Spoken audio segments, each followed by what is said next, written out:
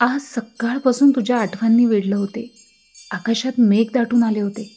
पावसाचा दिवस भर बरसण्याचा मूड दिसत होता. तो तिकडे बरसत होता आणि मी इकडे मनामध्ये बरसत होतो.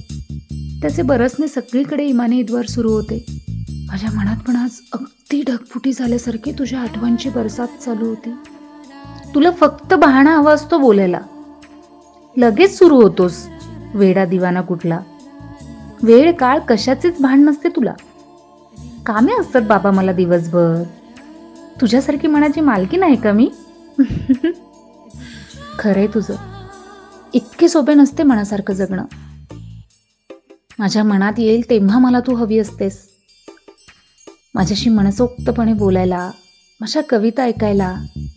माझ्या मनाचे मनोगत ऐकून मी फक्त मिस कॉल देऊन कॉल कट केला आणि मग बसलो डोळे लावून तुझ्या फोनकडे. प्रतीक्षा तुझ्या कॉलची.